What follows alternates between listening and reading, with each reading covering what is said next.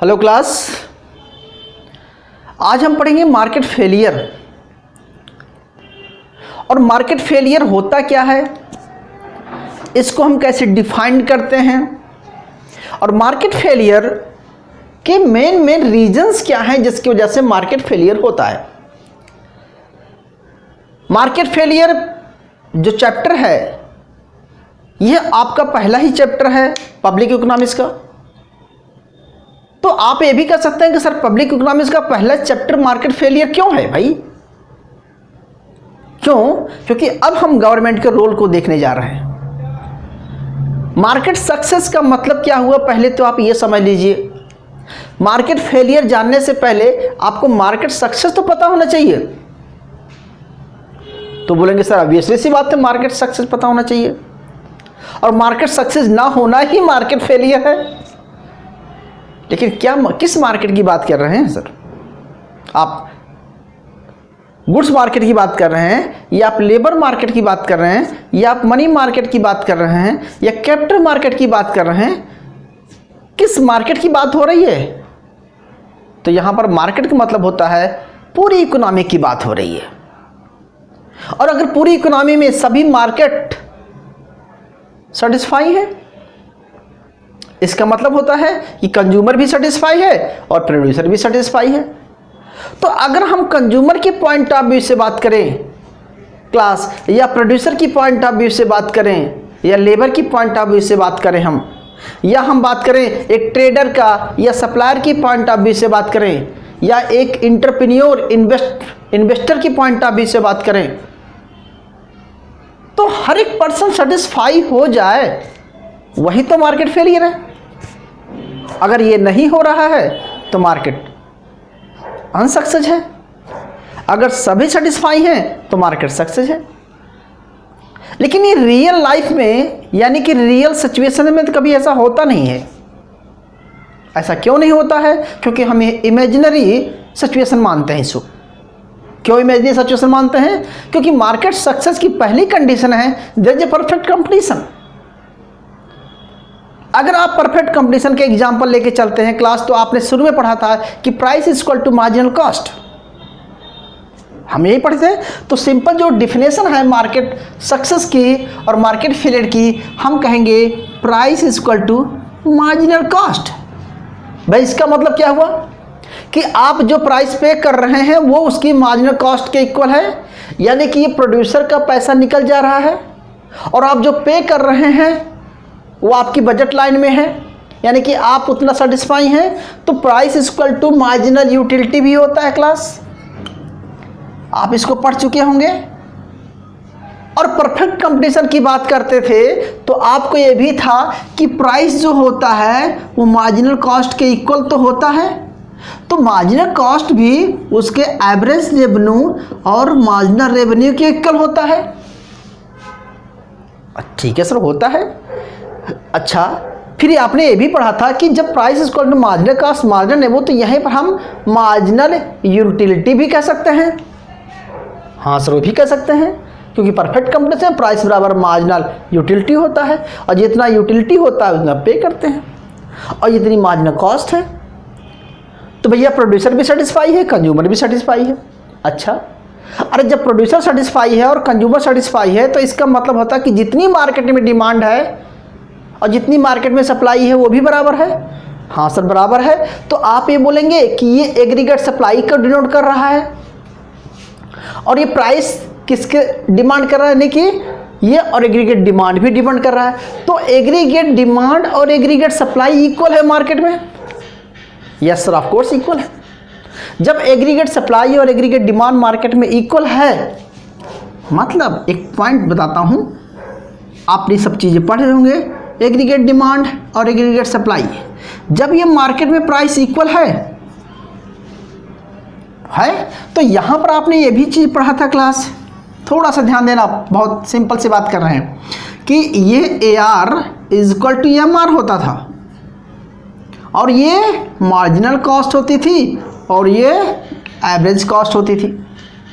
तो यहां पर प्राइस होता था, यानी कि जो एग्रीगेट डिमांड है और एग्रीगेट सप्लाई है, वहाँ पर ये प्राइस चेंज नहीं हो रहा है, प्राइस फिक्स हो चुका है और उस पर डिमांड सप्लाई इक्वल है, मतलब प्रोड्यूसर भी सेटिस्फाई है और कंज्यूमर भी सेटिस्फाई है। ठीक है, तो अगर हम इस पॉइंट को बात करें तो इसे बोलते हैं प्राइस मैकेनिज्म।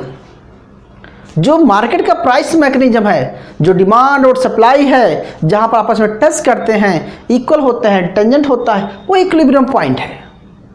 इसका मतलब होता है इक्विलिब्रियम पॉइंट पे कि जितनी मार्केट में डिमांड है उतनी ही मार्केट में सप्लाई है, प्रोड्यूसर उतना ही सेल कर रहा है जितनी डिमांड है, तो प्रोड्यूसर के पास एक्सेस सप्लाई नहीं है और कंज्यूमर के पास, दोनों यहां पर सेटिस्फाई होने हैं। इसका मतलब क्या है कि कंज्यूमर जितना सेल करना चाहता है उस प्राइस पे सेल कर रहा है और प्रोड्यूसर जितना जिस रेट पे बेचना चाहता है वो भी सेल कर रहा है, तो दोनों साइड से इफिशिएंसी है। एक वर्ड और हम आपके सामने लेके आते हैं कि जब आप पढ़े थे क्लास शुरू में पढ़े थे कि एक कंज्यूमर का जो इक्विलिब्रियम होता है वहाँ पर होता है जहाँ पर उसका इंडिफरेंस कर्व जो है बजट लाइन को काटता है। ठीक है, तो इस पॉइंट पर इक्विलिब्रियम होता है, यानी कि हम ऐसे पढ़ते थे कि MRS XY is equal to price X पर प्राइस Y। भाई अगर वो दो चीज़ों को परचेज कर रहा है तो X गुड्स को और Y गुड्स को, तो इसका मतलब होता है कि जितना वो पे कर रहा है उतना उसकी सेटिस्फेक्शन है, यूटिलिटी मिल रही है, इक्विलिब्रियम पॉइंट है। तो इस पॉइंट को बोलेंगे आप क्या, consumer efficiency. It's called consumer efficiency. Okay, और अगर मैं इसी तरह से अगर प्रोड्यूसर की पॉइंट ऑफ व्यू से बात करूं कि उसके पास जो गिवन लेबर है और गिवन कैपिटल है, उसकी ये आइसो कॉस्ट लाइन है, इसकी हमारी ये बजट लाइन थी तो उसकी वो कॉस्ट लाइन है। ठीक है, उसका एक कॉस्ट लाइन है और यहाँ पर भी इक्विलिब्रियम हो रहा है, इसे आइसोकॉन्ट बोलते हैं क्लास। तो हमने यहाँ पर फाइंड किया था कि जब प्रोड्यूसर सेटिस्फाई हो रहा है तो इतना लेबर हायर कर रहा है, इतना कैपिटल हायर कर रहा है और एक 100 क्वांटिटी का प्रोडक्शन कर रहा है, यानी कि इसको 100 क्वांटिटी की डिमांड है यहाँ पर, तो ये 100 क्वांटिटी का प्रोडक्शन कर रहा है, यानी कि 100 क्वांटिटी की सप्लाई है तो 100 क्वांटिटी की डिमांड है, तो लेबर और कैपिटल भी फुली यूटिलाइज्ड है। और इस पॉइंट पर हम बोलेंगे MRTS होता है, marginal rate of technical substitutions, labour capital price upon labour upon price of capital. इसका मतलब है क्लास की ये प्रोड्यूसर इफिशिएंसी है, आपके सामने प्रोड्यूसर इफिशिएंसी है, आपके सामने कंज्यूमर इफिशिएंसी है, दोनों एक ऐसा पॉइंट आ रहा है जहां पर दोनों सेटिस्फाई हो रहे हैं, मतलब फुल एम्प्लॉयमेंट है, किसमें, लेबर कैपिटल में, रिसोर्स का फुल यूटिलाइजेशन हो रहा है।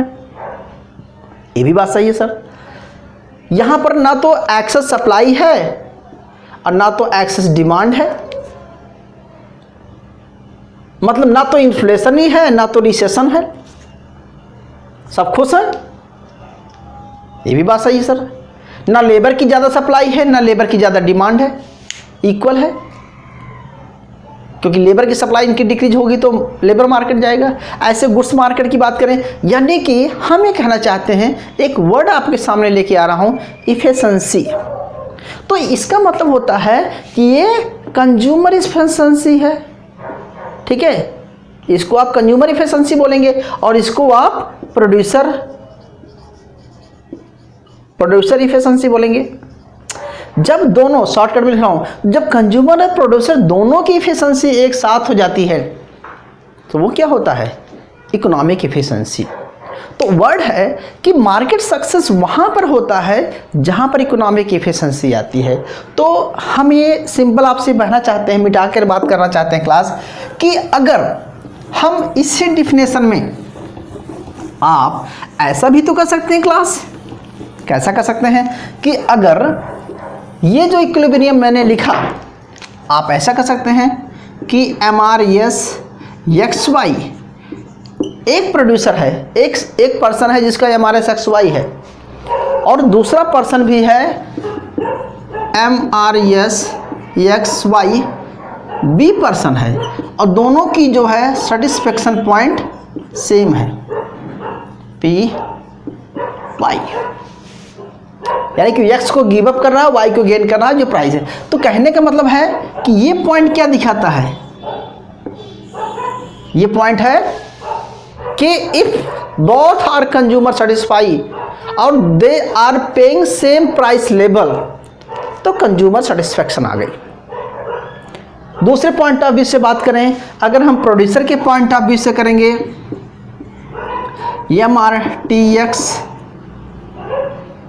MRTS लेबर कैपिटल, अगर एक प्रोड्यूसर है और MRTS labour capital B producer है, अगर मार्केट में दो प्रोड्यूसर हैं तो दोनों प्रोड्यूसर का जो है रेशो है, दोनों प्रोड्यूसर को कॉस्ट जो है price of labour price of capital equal पड़ रही है, यानी कि दोनों प्रोड्यूसर की कॉस्ट इक्वल है, यानी कि दोनों प्रोड्यूसर का प्रॉफिट इक्वल है, दोनों प्रोड्यूसर सेटिस्फाई हैं।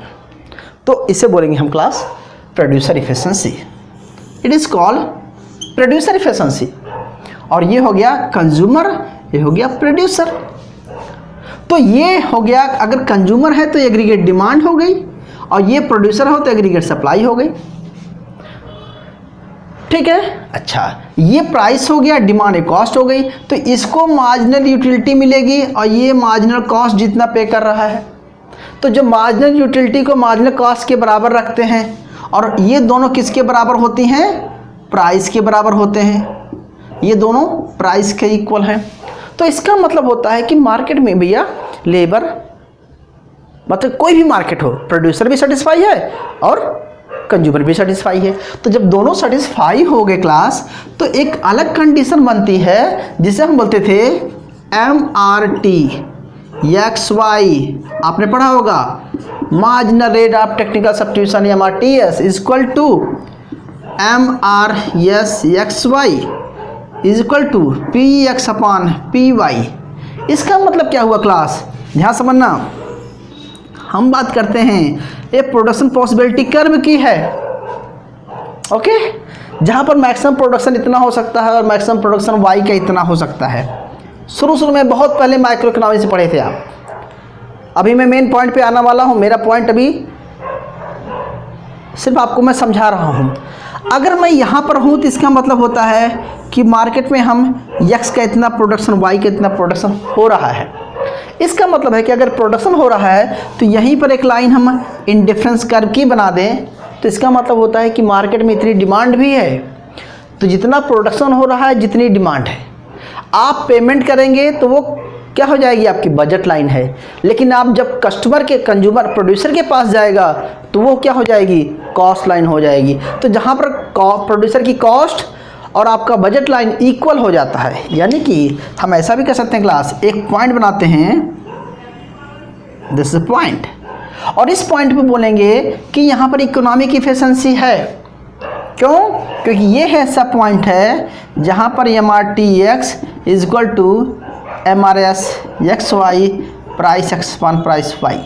इसका मतलब यहाँ पर अंडर प्रोडक्शन नहीं है, ओवर प्रोडक्शन नहीं है, अंडर यूटिलाइजेशन ऑफ रिसोर्स नहीं है, ओवर यूटिलाइजेशन ऑफ रिसोर्स नहीं है, ऑप्टिमम यूटिलाइजेशन ऑफ रिसोर्स है। मतलब एक नए तरीके समझाने का प्रयास किया हूं कि ऑप्टिमम यूटिलाइजेशन ऑफ रिसोर्स है, it means there is no economic deficiency. ये पॉइंट इकोनॉमिक एफिशिएंसी की बात करता है। जब हम बात करेंगे कि अगर ये सारी कंडीशन, अगर हम क्लास हम बोलेंगे simple definition of market success, तो क्या है डेफिनेशन ऑफ सक्सेस, कि मार्केट फेलियर तो तब आएगा जब मार्केट सक्सेस ना हो, और market success is condition that,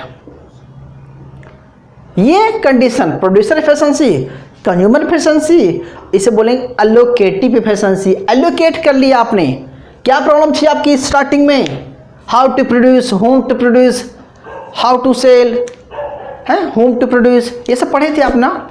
जब प्रोडक्शन पॉसिबिलिटी कर पढ़ा तो मैंने एक प्रॉब्लम बताई थी कि यार कितना प्रोड्यूस करे प्रोड्यूसर, कंज्यूमर कितना प्रोड्यूस की डिमांड करेगा कि प्रोड्यूसर उतना ही प्रोड्यूस करे।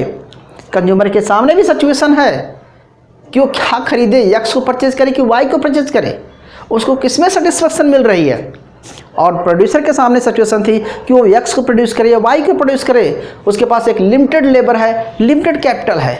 जब वो प्रोड्यूसर सेटिस्फाई हो गया कि मार्केट में इतनी डिमांड रहेगी तो वो उतना बना रहा है। इस केस का मतलब क्या है, यह एक इमेजिनरी सिचुएशन है। हम ही मानते हैं कि कंज्यूमर प्रोड्यूसर दोनों सेटिस्फाई हो गए एक पॉइंट पे जहाँ पर मार्केट मैकेनिज्म है, डिमांड और सप्लाई इक्वल हो जाती है, तो वहीं पर सेलर, बायर, कंज्यूमर, प्रोड्यूसर सब सेटिस्फाई हो जाते हैं, तो उसी को तो बोलते हैं मार्केट सक्सेस। लेकिन अगर ऐसा नहीं हुआ, या तो डिमांड ज़्यादा हो गई या तो सप्लाई ज़्यादा हो गई, तो क्या हो जाएगा, या अंडर प्रोडक्शन हो गया या ओवर प्रोडक्शन हो गया, या इसके और भी रीजन हो सकते हैं। जैसे बोलते हैं सोशल कास्ट बढ़ गई, भैया सोशल कास्ट क्या है, एक्सटर्नलिटीज आ जाएगी, तो हम अभी आपसे बाद में डिस्कस करते हैं। मेरा मेन कंसेप्ट क्या था क्लास की, how we can define the market failure. So you have only one answer, if there is no market success then we can say market failure. And what is the condition of market success? So first condition is price is equal to marginal cost. If price is equal to marginal cost, it means market success. If price does not equal to marginal cost, it's called market failure. Market failure, it means the producer and consumer both are not satisfied. Either we can say if demand is greater than supply, either supply greater than demand, so market failure. या हम दूसरे तरीके से करेंगे कि producer satisfy नहीं है, सिर्फ कंज्यूमर सेटिस्फाई है, और या प्रोड्यूसर सेटिस्फाई है, कंज्यूमर सेटिस्फाई नहीं है, तो मार्केट फेलियर है। ठीक है, या ये कंडीशन फुलफिल नहीं होती है तो मार्केट फेलियर है, मतलब अंडर प्रोडक्शन हो रहा है, अनएम्प्लॉयमेंट सिचुएशन है। इन सब सिचुएशन को बोलते हैं क्लास, बहुत ध्यान से समझना है कि मार्केट फेलियर एक कंडीशन है या एक इमेजिनरी सिचुएशन है जो हम परफेक्ट कंप्लीशन मान के चलते हैं। अगर परफेक्ट कंप्लीशन है तब तो मार्केट सक्सेस है, अगर परफेक्ट कंप्लीशन में ये चीज़ें इक्वल नहीं हैं तो इसे बोलते हैं मार्केट फेलियर। और मार्केट फेलियर आता क्यों है, अब इसी चीज़ की हम डिस्कस करेंगे। तो मार्केट फेलियर के मेन रीजन क्या होता है, ऐसा क्यों हो जाता है, तो उसके लिए सबसे पहली प्रॉब्लम है पब्लिक गुड्स है, प्राइवेट गुड्स है, मेरिट गुड्स है, एक्सटर्नलिटीज है। जिससे आप बताएंगे कि निगेटिव एक्सटर्नलिटीज या पॉजिटिव एक्सटर्नलिटीज क्या होती है। निगेटिव एक्सटर्नलिटीज में क्या होता है, या तो कंज्यूमर को फायदा होता है या तो प्रोड्यूसर को फायदा होता है। पॉजिटिव एक्सटर्नलिटीज में या तो कंज्यूमर को ज़्यादा फायदा होता है या प्रोड्यूसर को कम होता है। यानी कि एक्सटर्नलिटीज का मतलब ये है कि वो एक ऐसा इम्पैक्ट डाल रहा है जो कि ये कंडीशन को फुलफिल नहीं होने दे रहा है, या तो अंडर प्रोडक्शन है या तो ओवर प्रोडक्शन है। अच्छा, फिर असिमेट्रिक इन्फॉर्मेशन पढ़ाऊंगा आपको। असिमेट्रिक इन्फॉर्मेशन मतलब होता है कि मार्केट में प्रॉपर नॉलेज नहीं है। यहाँ इस मार्केट में नॉलेज है कि मार्केट में डिमांड कितनी है, क्या रेट चल रहा है, कंज्यूमर प्रोड्यूसर दोनों को नॉलेज है किस रेट में प्राइस कहाँ पर मिल रहा है। लेकिन जब असिमेट्रिक इन्फॉर्मेशन हो जाएगी, जिसको नॉलेज नहीं है, तो एक पार्टी को फायदा होता है, या तो कंज्यूमर को फायदा होगा या तो ज़्यादा प्रोड्यूसर को फायदा होगा। तो इस केस में कंज्यूमर प्रोड्यूसर में से किसी एक को फायदा होता है, उसे बोलते हैं असिमेट्रिक इन्फॉर्मेशन। और उस असिमेट्रिक इन्फॉर्मेशन में आपको दो चीज़ें पढ़ाऊंगा, moral hazard and adverse selection, कैसे आप गलत सिलेक्शन कर लेते हैं। तो हालांकि हम इसके जो रीजन है क्लास नेक्स्ट लेक्चर में डेप्थ में पढ़ेंगे, लेकिन अभी आपको मैंने मार्केट सक्सेस के मेन पॉइंट बताए और मार्केट फेलियर के पॉइंट बताए। अब बात आती है क्लास, हम पढ़ते हैं पब्लिक इकोनॉमिक्स। और पब्लिक इकोनॉमिक्स में गवर्नमेंट का रोल क्या होता है, सबका विकास, सबका साथ, सबका विकास, ऐसा बोलते हैं। तो प्रोड्यूसर और कंज्यूमर को दोनों को खुश करने, सेटिस्फाई करना गवर्नमेंट का काम है। मार्केट में इन्फ्लेशन ना आने पाए, रिसेशन ना आने पाए, गवर्नमेंट का काम है। जनरल प्राइस लेवल ना बढ़े, गवर्नमेंट का काम है। गवर्नमेंट क्या करेगी, अगर ये सिचुएशन फेल हो गई तो वहां पर एक इनोवेटिव आ जाता है गवर्नमेंट की रिस्पॉन्सिबिलिटी का। So how we can government reduce the success, market को सक्सेस करने के लिए गवर्नमेंट क्या स्टेप लेगा, किस तरह से मार्केट को सक्सेस करने के लिए गवर्नमेंट का रूल्स क्या है। क्योंकि पब्लिक इकोनॉमिक्स का मतलब होता है कि अब आप पब्लिक इकोनॉमिक्स पढ़ेंगे कि गवर्नमेंट चाहती क्या है कि मार्केट सक्सेस हो, और मार्केट सक्सेस होने के लिए इस मार्केट फेलियर के पॉइंट को रिड्यूस करेगा। वो उसका काम रहेगा एक्सटर्नलिटीज को रिड्यूस करना, उसका काम रहेगा मेरिट गुड्स देना, उसका काम है प्राइवेट गुड्स को क्या करेगा। तो इसके लिए हम क्लास हालांकि डिस्कस करेंगे, लेकिन गवर्नमेंट की रिस्पॉन्सिबिलिटी बढ़ जाती है कि वो लेजिस्लेटिव रिफॉर्म लाएगा, डायरेक्ट प्रोविजन करेगा कुछ कंट्रोल करने के लिए, public goods, private goods, government taxation लगाएगा, सब्सिडी देगा, टैक्सेशन लगाएगा, और साथ के साथ क्या है कुछ एडवर्टाइजमेंट करता है कि ये प्रोडक्ट जो हानिकारक है जो भी है। तो कहने का मतलब है कि अब हम गवर्नमेंट के रूल्स को पढ़ने जा रहे हैं, क्योंकि अगर माइक्रो के पॉइंट ऑफ व्यू से पढ़ेंगे तो सिर्फ आप फेलियर पढ़ेंगे, लेकिन हम पब्लिक इकोनॉमिक्स के पॉइंट ऑफ व्यू से पढ़ रहे हैं। तो आप चाहे यूजीसी की तैयारी कर रहे हैं या नेट की तैयारी कर रहे हैं, या यूपीएससी की तैयारी कर रहे हैं, आपको ये माइंड में अच्छी तरह से बैठा लेना है कि मार्केट फेलियर का रीज़न क्या है, उसके कारण क्या हैं, और उसको गवर्नमेंट कैसे कंट्रोल करती है। तो आपको इन पॉइंटों को माइंड में रखना है। कई बार ये ऐसे आ जाते हैं क्वेश्चन, तो आपको टिक मारना होता है कि कौन सा सही है कौन सा गलत है, कंडीशन दे दी जाती है। तो इन कंडीशनों को समझना के लिए बहुत इंपॉर्टेंट है कि आप बेसिक से बेसिक और डेप्थ में कंसेप्ट आपका क्लियर होना चाहिए। अगर कंसेप्ट आपका क्लियर नहीं है तो आप क्वेश्चन को सही नहीं कर पाएंगे क्लास। तो मेरा जो कंसेप्ट है आपको ये था कि मार्केट फेलियर क्या है और मार्केट फेलियर की कंडीशन क्या है, मैंने ये बताया आपको। और अब हम आपको वन बाय वन पढ़ाएंगे कि मार्केट कंडीशन के, मार्केट फेलियर के मेन रीज़न क्या है, और इसके बाद हम पढ़ाएंगे कि उस एक एक रीजन को गवर्नमेंट कैसे सॉल्व करती है। तो क्लास आज के लिए इतना काफ़ी है। नेक्स्ट लेक्चर में आपको पढ़ाऊंगा, याद रखना कंटिन्यूटी में हमें चलना है, हर एक पॉइंट को कवर करते जाऊंगा। तो प्लीज़ आप साथ साथ नोट्स बनाते जाइएगा, ठीक है। मैं आपको पर डे मतलब एक लेक्चर्स आपको पर डे कराना है मुझे, और प्रॉपर तरीके से कराना है। सो होप कि आप लोगों को समझ में आ गया है कि मार्केट फेलियर का मेथड होता है फेल द मार्केट मैकेनिज्म, और in this mechanism fail overall the overall economic situations. So it means there is no economic efficiency. Market success is economic efficiency where all sectors satisfy. Under production, over production नहीं होता है, full employment होता है, price control रहता है। ये सब बातें आ जाती हैं मार्केट सक्सेस के पॉइंट ऑफ व्यू से। अब हम आपको डेप्थ में क्या पढ़ाएंगे, मार्केट के फेलियर क्या है, रीजन क्या है, तब आपको सारे पॉइंट्स क्लियर हो जाएंगे क्लास। तब तक के लिए प्लीज मिलते हैं, नोट डाउन कीजिएगा। Thank you.